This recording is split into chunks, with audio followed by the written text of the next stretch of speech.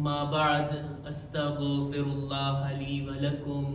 तमाम तारीफ અને હમદો સનાને લાયક ઈ પાક પરવરદિગાર છે કે જેની નેમતો બેહદ અને બેશુમાર છે, જેણે આપણને માદી નેમતોની સાથે માનવી નેમતો જેમ કે હિદાયત, ઈમાન, ઇસ્લામ જેવો ધર્મ, કુરાન મજીદ જેવી કિતાબ અને 1,24,000 નબીઓ અને ત્યારબાદ ઇમામોનો સિલસિલો, આ બધા હસ્તીઓને મોકલવા આપણી હિદાયત માટે ખરેખર આ પણ અલ્લાહની અઝીમ નેમતો છે કે જેનો શુક્ર અદા કરવો આપણી જવાબદારી છે.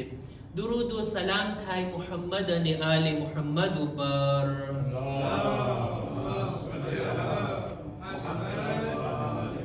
કે જેઓના ગમમાં ગમગીન રહેવું, જેમની ખુશીમાં ખુશી મનાવવી એક શિયા તરીકે, એક અહેલે બેતના મુહિબ તરીકે આપણી જવાબદારી બને છે. ઈદ ઝહરાની મુબારકબાદી મુમિનીનની ખિદમતમાં પેશ કરતા ખુદાની બારગાહમાં આ દુઆ છે કે ખુદા આપણી અઝાદારીને કબૂલ ફરમાવે અને આઈંદા સાલ પણ અઝાદારીની નેક તૌફીક અતા કરે. ખુતબાની શરૂઆતમાં પોતાની જાતને અને ત્યારબાદ આપ તમામ મુમિનીનને તકવા, પરહેઝગારી, ગુનાહોથી બચવા, નેક અને દીનદાર બનવાની ભલામણ કરું છું. નહજુલ બલાગા આપણા ખુતબે જુમાનો વિષય કે જેની 150મા નંબરની હિકમતને આપણે શરૂ કર્યા હતા કે મૌલા આ રીતના નસીહત કરે છે કે આવા ન બનો, આવી સિફત ના હોવી જોઈએ. જેના 14 જુમલા આપણે બયાન કરી ચૂક્યા. આજે 15મો અને 16મો જુમલો એનો બયાન કરવો છે.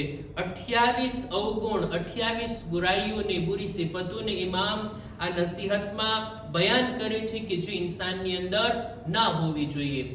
આજની જે બયાન કરવી છે ચીજ તે આ મૌલા કહે છે આવી સિફત ના હોવી જોઈએ કે યુકસ્સિરુ ઇઝા અમિલા વ યુબાલિગુ ઇઝા સઅલ.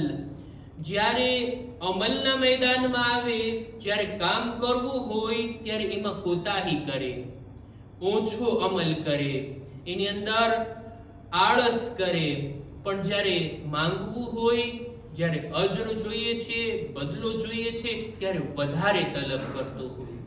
મૌલા કહે છે આવી સિફત ના હોવી જોઈએ, આવો સ્વભાવ ના હોવો જોઈએ કે કામ ઓછું કરવું છે, બદલો વધારે જોઈએ છે. દુનિયાની અંદર પણ આવું ના ચાલે. ખુદાની બારગાહમાં ક્યાંથી ચાલશે? જો ખુદા પાસેથી વધારે અજર જોઈએ છે, વધારે નેમતો જોઈએ છે, જન્નતના ઊંચા દરજાઓ અને આખિરતની કામયાબી જોઈએ છે, તો પછી અમલ પણ વધારે હોવો જોઈએ ને. અમલના મેદાનમાં પણ બંદો આગળ વધે ને, સૌથી આગળ નીકળી જાય, જેથી કયામતની કામયાબીમાં પણ સૌથી ઉપર ચાલ્યો જાય. મૌલા કહે છે કે જ્યારે માંગવું હોય, જોતું હોય ત્યારે વધારે તલબ કરે છે, પણ અમલના મેદાનમાં કોતાહી અને લાપરવાહીથી કામ લે છે. આવી સિફત ના હોવી જોઈએ. ખુદાવંદે આલમ પણ કુરાન મજીદમાં, બલકે ખુદાવંદે આલમ હદીસ કુદસીમાં કે જે માસૂમીનની ઝબાને આપણાથી બયાન થઈ છે, ખુદા અમુક ચીજોને પોતાના માટે તલબ કરે છે, પણ બીજાઓથી એ ચીજ માંગવામાં આવે ખુદા એને પસંદ નથી કરતો. જ્યારે આપણે કોઈથી સવાલ કરીએ, કોઈથી માંગીએ, કોઈ ચીજ તલબ કરીએ, આ વાત જો ખુદા પાસે હોય, ખુદાથી માંગવામાં આવે તો આ બહુ સારી વાત. પણ જો બંદાઓથી કોઈ તલબ કરે, બંદાઓની સામે હાથ ફેલાવે, ખુદા આ ચીજને પસંદ નથી કરતો.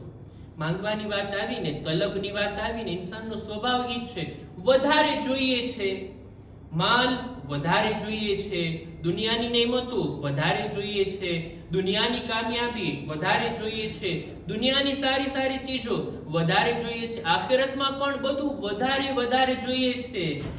મૌલા કહે છે આ ઇન્સાનનો સ્વભાવ છે. દુનિયામાં પણ જો વધારે જોતું હોય ખુદા પાસેથી માંગો, વધારે અમલ કરીને, પણ દુનિયામાં બીજા કોઈ પાસે હાથ ફેલાવવામાં આવે, બીજા કોઈથી તલબ કરવામાં આવે ને, ખુદાને આ વાત પસંદ નથી. રસૂલ ખુદા સલ્લલ્લાહુ અલૈહિ વસલ્લમ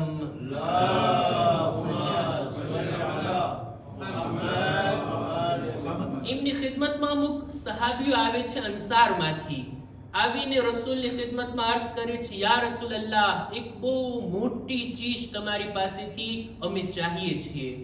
એક બહુ મોટી ચીજ અમને તમારા પાસેથી જોઈએ છે, યા રસૂલલ્લાહ તમે અમને આપશો? રસૂલ કહે છે બોલો શું ખપે છે? કે છે યા રસૂલલ્લાહ બહુ મોટી ચીજ છે, આનાથી મોટી કોઈ ચીજ હોય જ ના શકે, બોલો શું ખપે છે, તમને આપવા માટે તૈયાર છું. રસૂલે ખુદાથી આ લોકો માંગણી કરે છે, યા રસૂલલ્લાહ અમે આટલા લોકો જે તમારી ખિદમતમાં આવ્યા છીએ, અમારા ગ્રુપ માટે તમે ગેરંટી લ્યો, જમાનત લ્યો, ખાતરી આપો કે ચોક્કસ ખુદા અમને જન્નતમાં દાખલ કરે. કેટલી મોટી ચીજ માંગી છે, કેટલી મોટી ચીજ તલબ કરી. રસૂલે ખુદા સરને ઝુકાવીને થોડીક વાર કંઈ બોલ્યા નહીં. થોડીક વાર બાદ સરને ઉઠાવી અને રસૂલે ખુદા ખાતરી આપે છે, પણ એક શરતની સાથે, એક કન્ડિશનની સાથે. રસૂલે ખુદા ફરમાવે છે કે અફઅલુ ઝાલિકા બિકુમ અલા અન લા તસઅલુ અહદા, હું તમારા માટે જન્નતની ખાતરી આપું છું આ શરત સાથે કે તમે બીજા કોઈ ઇન્સાનની સામે હાથ નહીં ફેલાવશો, બીજા કોઈથી કંઈ તલબ નહીં કરશો, જે કંઈ જોતું ફક્ત ખુદા પાસેથી માંગશો. લોકો પાસે હાથ ફેલાવાનું જો બંધ કરો ને, રસૂલ કહે છે હું ખાતરી આપું છું તમે લોકો જન્નતી હશો. આ લોકો એટલા રાજી થયા અને એટલા પાબંદ બની ગયા કે માંગવું હોય તો ખુદા પાસેથી, બસ બીજા કોઈથી આપણે કંઈ નહીં માંગશું. ત્યાં સુધી જ્યારે આ લોકો મુસાફરીમાં જાતા, સફરમાં જાતા, રસ્તામાં સવારી ઉપરથી હાથમાંથી તાઝિયાનો એ ચાબુક પડી જાતું, જેનાથી જાનવરને આગળ વધારાય. આ લોકો કોઈને કહેતા નહીં કે મને ઉઠાવીને આપો, પોતે સવારીને ઊભી રાખતા, પોતે ઉતરતા, પોતે લઈ લેતા. સુફરા ઉપર પણ બેઠતા, કોઈ ચીજ દૂર હોતી કોઈથી તલબ ના કરતા, લાવો મને ઓલી ચીજ આપો ને પેલી ચીજ આપો, નહીં, પોતે ઊભા થઈ આગળ વધીને પોતે ઉઠાવી લેતા. અહીંયા સુધી આવી નાની નાની ચીજોમાં પણ લોકોથી માંગવાનું, લોકોથી તલબ કરવાનું આ લોકો ટાળી દીધા અને પોતે એવા પાબંદ બની ગયા કે ફક્ત ખુદાથી માંગવાનું, જેટલું બની શકે આપણાથી કરે, બીજા કોઈથી મદદ ના લઈએ, બીજા કોઈ પાસેથી ગુજારિશ ના કરે. આ લોકો આટલી પાબંદી કરવા લાગ્યા. જો કે હકીકતમાં હોવી જોઈએ કે ઇન્સાનથી જેટલું થાય પોતે પોતાનું કામ કરે, જ્યાં સુધી બની શકે બીજાથી ન માંગે, બીજાથી કઈ તલબ ના કરે. કોઈની સામે હાથ ફેલાવવો સારી વાત નથી, પણ ખુદા સામે બે હાથ ફેલાવીને માંગવું, ખુદા પાસેથી તલબ કરવું, આ બહુ સારી વાત.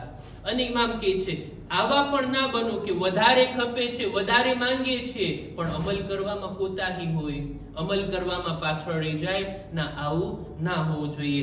ત્યારબાદ આગલો જુમલો મૌલા ફરમાવે છે કે આવા ન બનો, આવી સિફત ના હોવી જોઈએ. કઈ?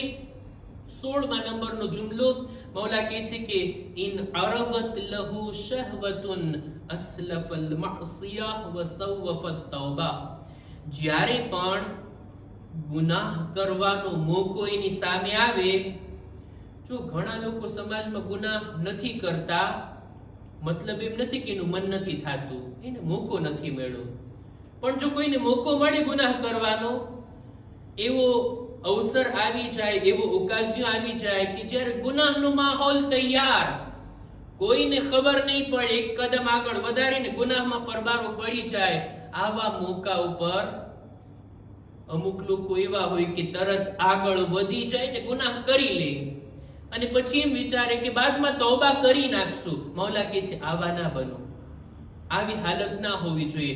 આટલા ઈમાનના કાચા અને નબળા ના બનો કે ગુનાહનો મોકો આવે એટલે પરબારાઈમાં કૂદી પડે, બાદમાં તૌબા કરી લેશું. આવા વિચાર રાખવા વાળા અને આવી ફિક્ર રાખવા વાળા ના બનો.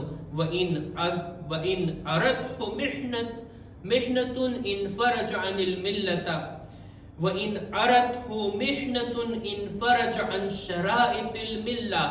મૌલા અલીના જુમલાને હું જો બરાબર તલફ્ફુઝ કરું અને બરાબર એનો તર્જુમો કરી શકું, મૌલા કહે છે આવા ના બનો કે ક્યારેક કોઈ મુસીબત આવે, કઈ બલા આવે, કઈ પરેશાની આવે, ખુદા ક્યારેક અજમાવે, ખુદા ક્યારેક પરીક્ષા લે, આપણી ઇમ્તિહાન હોય ખુદા તરફથી, ખુદા આપણને ક્યારેક સખ્તીમાં નાખે.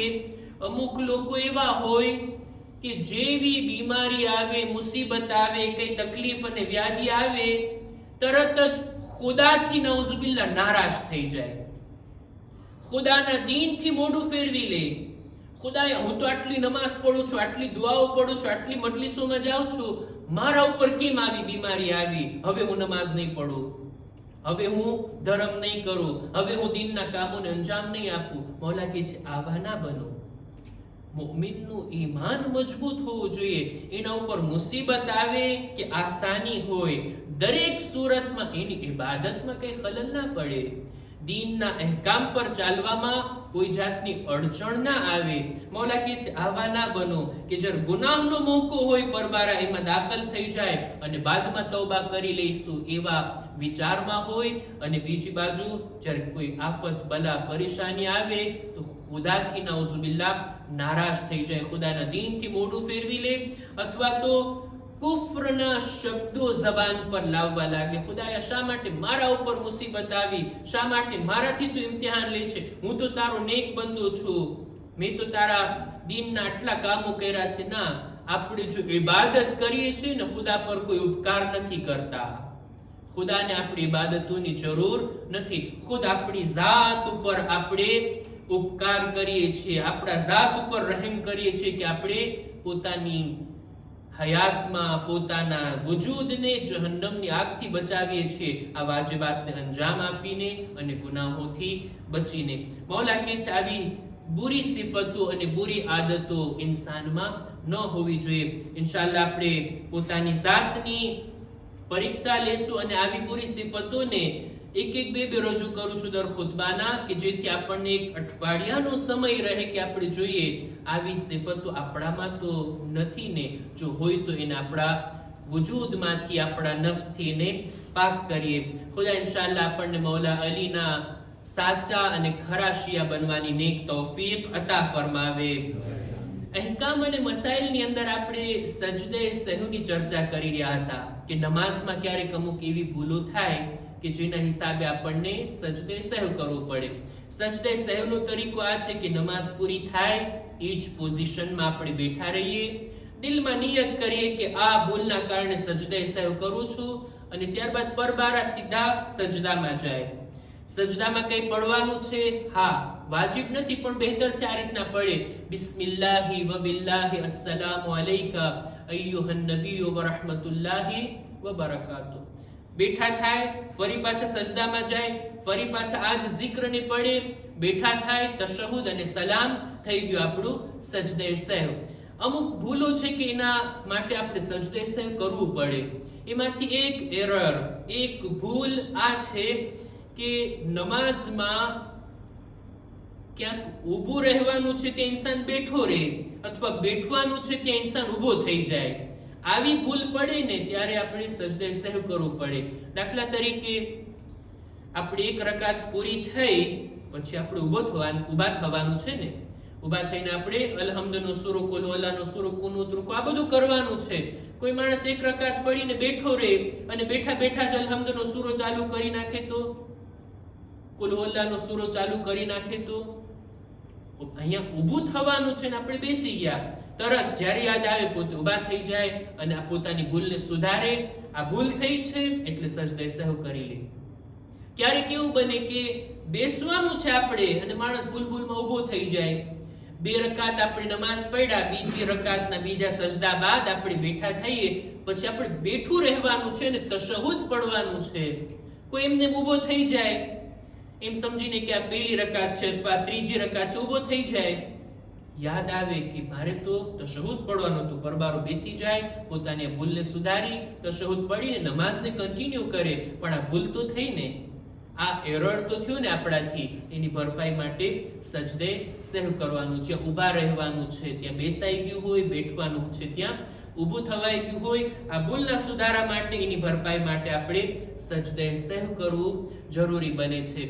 બીજા પણ અહેકામ છે સજદે સહવના કે જેને ઇન્શાઅલ્લાહ આપણે આવતા ખુતબાઓમાં બયાન કરશું. ખુદાની બારગાહમાં દુઆ ગુજારીએ. અહેલે બેતના ઘરાનામાં ખુશીની તારીખ છે. ખુદાએ આજના મુકદ્દસ દિવસનો તને વાસ્તો અમોને અહલે બેત अलैहिस्सलामના ખરા હકીકી મુહિબ અને શિયા બનવાની નેક તૌફીક અતા ફરમા. દુનિયામાં અહલે બેતની ઝિયારત, આખિરતમાં એમની શફાઅત નસીબ કર. ખુદાયા અમારા મા બાપના ગુનાહોને માફ કર. અમારી ઔલાદને નેક તૌફીક અતા કર. પરવરદિગારા દરેક મુમિનીન મુમિનાત જો બીમાર છે શિફા અને તંદુરસ્તી અતા કર. ખુદાયા અમારા બદનમાં પણ સલામતી આપી દરેક બીમારીઓથી અમોને મહફૂઝ રાખ. ઝમાનાના ઇમામના ઝુહૂરમાં તાજીલ ફરમા. અમારો શુમાર એમના સાથીઓમાં કર. રબ્બના તકબ્બલ મિન્ના ઇન્નકા અંતસ સમીઉલ અલીમ.